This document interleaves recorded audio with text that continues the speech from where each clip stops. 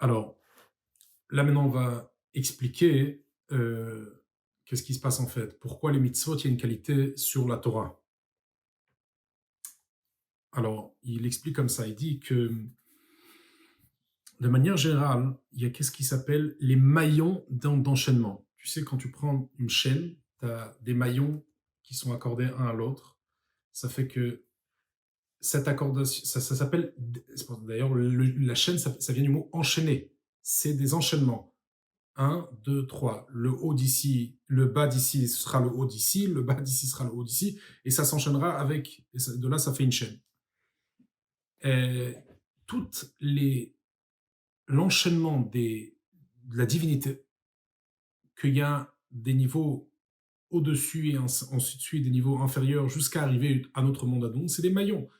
C'est vraiment un niveau, euh, cause à effet, ça fait en sorte qu'il y a un autre niveau en dessous. Et il explique, c'est un peu l'idée de la, quand tu prends la chorma, c'est-à-dire l'intellect de la personne, c'est vraiment dans l'ordre. D'abord, la personne, il a la réflexion. Ensuite, il a les sentiments. Si c'est vraiment structuré, quand on parle d'une manière structurée, les gens ne pensent pas à ça aujourd'hui, parce qu'aujourd'hui, les gens ne savent pas ça veut dire quoi penser, ça veut dire quoi la réflexion, ils ne savent pas c'est quoi. Aujourd'hui, tout c'est animal, c'est très bestial et c'est très instantané, instinctif. Mais si c'est de la vraie réflexion, c'est d'abord, ça provient d'ici, de la tête. Après, ça expérimente un état émotionnel. Après, ça va penser et après, ça va parler. C'est-à-dire que la réflexion va descendre dans un niveau qui s'appelle les sentiments. Et les sentiments vont refléter, vont s'habiller dans la pensée. Et la pensée dans la parole. Et après, jusqu'à l'action. Mais en tout cas, tout est un enchaînement dans la spiritualité, dans le niveau qui s'appelle le Memale Kol Almin, c'est-à-dire le niveau comment Dieu créait tous les mondes spirituels et notre monde matériel. Ça s'appelle la lumière qui s'adapte, la lumière qui remplit les mondes, c'est-à-dire qui s'adapte en fur et à mesure des niveaux qu'il est en train de faire vivifier et exister. C'est le Memale Kol Almin, c'est justement, c'est des maillons, c'est des degrés que un est au-dessus de l'autre et qu'ils rentrent dans le niveau d'infériorité pour faire justement, pour faire apparaître cet niveau d'infériorité comme l'idée du cerveau, l'intellect qui fait éveiller les sentiments. Et qui ensuite, puisque le cerveau est habillé dans les sentiments et automatiquement puisse arriver les sentiments. Et c'est exactement ça. Il dit, comme Abraham. Abraham, c'était le caractère de la bonté. Chesed. Quand tu prends le mot Abraham, ce qui est quelque chose d'intéressant, Everma. Dans Abraham, tu as Everma. C'est quoi Everma? Un membre pour le Ma. Ma, c'est la valeur numérique de Neshama. Ma, c'est 45. Ma, pardon, la valeur numérique de Adam. Ok? Ma, c'est 45. Memhe, 45. Adam, c'est l'annulation envers Dieu. La sagesse, Ma, c'est quoi? Oui. Ma, c'est quoi? Ça veut dire, quand tu dis Ma, c'est Ma'atarot, c'est qu'est-ce que tu as envie. Avraham Avinu était un réceptacle à un degré qui s'appelle waouh, quoi, je sais pas c'est quoi. C'est justement le degré de la sagesse qu'on peut pas encore définir et identifier qu'est-ce que c'est. Parce que c'est le premier éclairage, c'est l'éclair, la première éclairage qui n'est pas encore défini. Ok, c'est la chorma. Et Verma, un membre à ça, puisqu'il était la bonté céleste, c'était le membre à la chorma, à ma qui signifie quoi? C'est la sagesse, puisque c'est l'éclairage qu'on ne sait pas encore défini, c'est la première lumière qui n'est pas encore définie, et lui, c'est un réceptacle à ça. C'est justement pour te montrer que dans le caractère, dans les choses de la Hishtal Shelou, c'est-à-dire les enchaînements, quelque chose qui est en dessous, qui est en plus inférieur, et le réceptacle, quelque chose qui est plus supérieur. Abraham, dans son nom, il y a le mot, un réceptacle de ce degré de chorma, de ma. Everma, réceptacle de la sagesse. Oh, Moshe, par contre, différent. Another way, another level. Lui, c'est ma en personne. Abraham, c'est le réceptacle de ma. C'est la bonté qui est un réceptacle à ce degré de ma, de la sagesse. Moshe, mais au-delà de la sagesse, on ne parle pas. Lui, c'est juste le réceptacle de la sagesse. Moshe, mais, alors je vais juste d'abord expliquer. Les enchaînements des la Ishtal Shalut, qui veut dire les enchaînements, le Memale Kol Almin, ça commence avec Rochma. Rochma, c'est le premier. Après, t'as Bina. Après, t'as Tu dis le premier, il fait partie. Même si c'est une grande lumière, c'est un éclairage, c'est le ma, on ne sait pas c'est quoi, parce que mais c'est quand même quelque chose. C'est après qu'il a jailli déjà. Il est déjà quelque chose. Certes, on ne sait pas c'est comment encore le définir, parce que c'est la chorma, mais il est déjà dans le jaillissement. Ok. Au-delà de tout ça, on ne parle pas. Au-delà de tout ça, tu sais c'est quoi? Ça s'appelle le Sovev Kol Almin. Moshe Rabbeinu était pas seulement un réceptacle à la chorma, mais était un réceptacle au Sovev. Moshe Rabbeinu, c'est la chorma. C'est-à-dire, c'est cet éclairage en question. C'est-à-dire, il est connecté au-dessus. Abraham, il est connecté à la chorma. Lui, en tant que chassid, il est connecté. C'est un membre, comme un membre qui est un réceptacle à une vitalité. Lui, c'est un membre à la sagesse. Mais Moshe, c'est la sagesse en personne, qui est un membre, qui est même pas un membre, qui est le Sovev Kol Almin, qui est au-delà. C'est la lumière dans son infinité. Le Sovev qui s'appelle, ça veut dire quoi le mot Sovev? C'est-à-dire qu'il transcende, qui n'a pas encore, elle n'est pas palpable, elle n'est pas, et comme va expliquer tout de suite.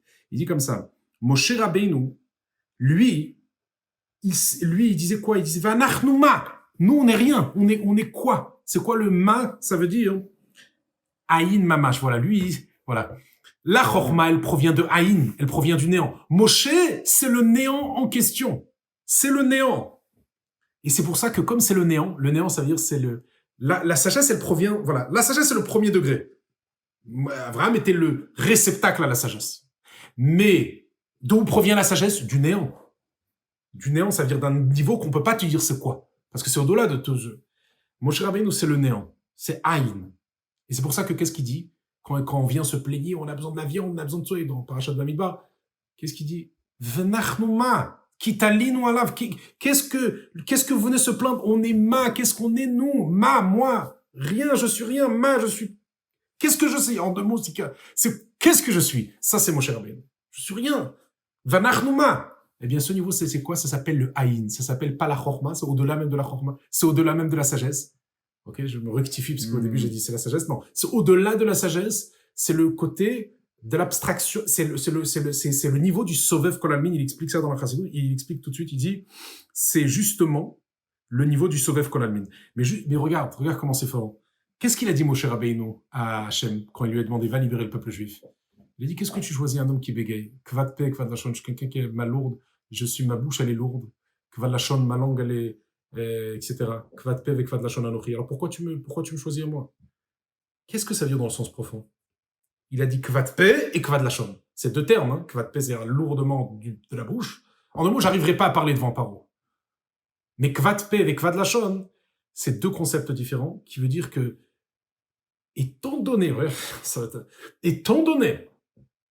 que mon niveau c'est le Haïn, mon niveau c'est le néant, c'est l'infinité, je ne peux pas rentrer dans le réceptacle de la Torah.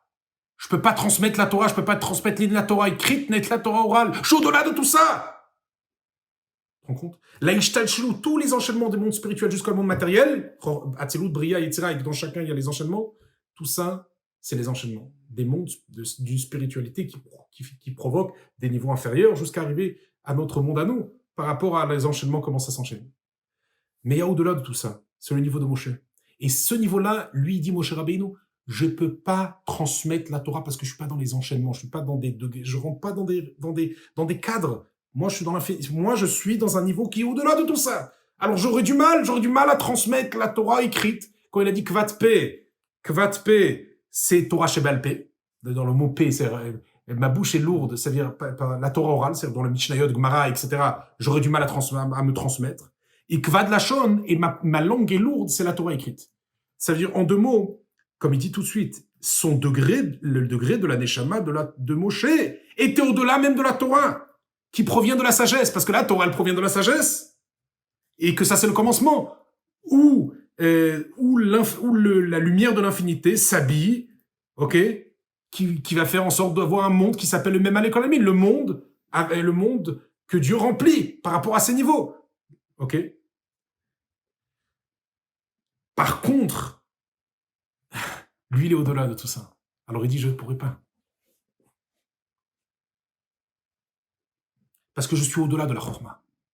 La chorma, c'est le début, et de là va revenir chacun dans son réceptacle, la lumière dans chaque domaine. Moshe, il est au-delà de tout ça. Alors il dit, j'arriverai pas. J'arriverai pas à transmettre. Alors, littéralement, ça veut, ouais, il a eu bégayé, truc, mais t'es ouf. C'est quoi, on est normal ici. Moshe Rabbeinu, dans le sens où il était trop élevé, sa neshama était trop élevée pour s'habiller, même dans des réceptacles si élevés comme les réceptacles de la Chorma et la Bina, qui fait référence à des hauts niveaux, il n'avait pas cette forme, c'était trop diminué pour lui, parce qu'il est au-delà de tout ça. Au-delà de la Torah écrite, de la Torah orale, parce que même la Torah écrite et la Torah, il provient de la sagesse de Dieu. Mais lui, il est au-delà de la sagesse de Dieu. On a complètement une autre vision sur Moshe. Maintenant, ce reflet de l'infinité, justement, parce que là, on est en train d'évoquer le sujet des mitzvot, eh bien, c'est ce niveau-là qui s'habille dans les mitzvot maasiyot, dans les mitzvot concrètes. Il a dit, je veux donner la qualité qu'il y a dans les mitzvot sur la Torah. Hein. C'est que dans la Torah, tout est dans des niveaux d'enchaînement. Le haut ramène, il provoque le niveau inférieur à lui, et le niveau inférieur ramène encore plus bas, etc. Le système de l'enchaînement, que d'une grande spiritualité, tu passes à comme le cerveau passe au sentiment, etc. Et ça, c'est tout le système de la Torah. Mais par contre, les mitzvot, c'est le reflet du Ora Sovev, le niveau qui transcende, qui ne rentre pas dans des réceptacles. Le degré de Moshe Rabbeinu. C'est pour ça que Moshe Rabbeinu voulait rentrer en Israël. Il a supplié à Dieu. Parce qu'il allait trouver son âme sœur. Israël, c'est les mitzvot concrètes, il peut faire maintenant les mitzvot, parce que dans le désert, il ne pouvait pas faire toutes les mitzvot. Très très peu de choses il pouvait faire. Mais là, il allait trouver un endroit où on allait faire 613 mitzvot. Parce que c'est là où s'appliquent les mitzvot. Surtout quand il y a le Beth Amikdash, et surtout... Et les mitzvot massiot, les mitzvot concrètes pour Moshe, il trouve il s'identifie, parce que c'est quoi les mitzvot concrètes? C'est justement comme il dit ça ici. Les mitzvot concrètes comme les trumot, les maasrot, de prélever la trouma, c'est-à-dire le prélèvement qu'on donnait à un Kohen, un quarantième. Les maasrot, un dixième, qu'on donnait au Lévi, et que le Lévi devait prélever sur ça encore un dixième. Tout ça, c'est le niveau du Sovev Kol Almin. C'est les mitzvot concrètes. Quand tu donnes ton maaser de la tzedaka tous les mois, c'est là où tu accèdes au niveau qui transcende tous les hauts mondes, au-delà même de Ishtachlut, au-delà même de la Torah. Au-delà même de la lumière qui s'intériorise et qui remplisse chaque case qui doivent rentrer dans la spiritualité. Ce domaine-là qui s'appelle le Sovev Kol Almin, eh bien, c'est ça, c'est le mitzvot. Qui est au-delà de tout ça. Qui dit comme ça, que ça, le mitzvot maasiot, c'est le sovev, qui ne rentre pas dans des degrés, dans des degrés et dans les enchaînements. Ça s'appelle sauter, bederich diloug. C'est une lumière qui n'est pas du tout relative quand elle s'intègre dans le monde, ne peut pas s'intégrer avec, comme quand par exemple, tu as un certain niveau quand tu ressens quelque chose ou quand tu parles quelque chose, on sait qu'est-ce que tu as dans ta tête. Quand tu dis des paroles gentilles, c'est que tu as pensé des bonnes pensées. Tu vois le rapport entre un niveau et l'autre. Sovev Kol Almin, la lumière qui rentre dans les mitzvot, tu ne veux pas voir la source. Parce que si tu verras la source, tu vas t'annuler complètement. Tu ne pourras plus exister. Elle est tellement infinie que tu deviens infini, qu'il n'y a plus rien de toi qui existe. Nous, on est délimités, on est des êtres humains. Alors, c'est impossible de te relativiser à la source même des mitzvot matériels. T'as compris? Ça veut dire que alors, ça s'appelle bederich diloug, de manière sautée. La lumière, elle arrive dans une mitzvah massiot, mais tu pourrais pas dans les mitzvot concrètes. Tu ne pourrais pas, elle sera pas palpable, elle sera pas dévoilée, cette lumière, d'où elle vient, l'origine de la lumière, parce que ça s'appelle le sovev, c'est une lumière de l'infinité. Contrairement à le Memale Kol Almin, les lumières des enchaînements, qu'est-ce qui concerne l'étude de la Torah ou des autres choses, que ça provient d'une lumière, d'une spiritualité, tu peux savoir d'où elle vient, parce qu'il y a une origine à chaque chose, mais pas le Sovev. Le Sovev, tu peux pas savoir d'où ça vient, c'est au-delà de tout.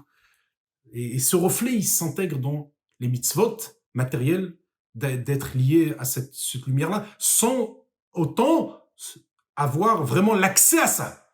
C'est pour ça qu'on dit un reflet. Un reflet qui n'est pas palpable. C'est ça qui s'habille dans les mitzvot maasiot. C'est un reflet qui n'est pas palpable. Avec Mashiach, on pourrait y arriver, mais pas maintenant. Ça veut dire qu'on va arriver, on va voir le degré, les lunettes qu'il faut pour voir ça, mais maintenant, on peut juste se connecter à ça, sans pour autant avoir le dévoilement du Sovev Kol Almin. Et ça, c'est avec les mitzvot maasiot.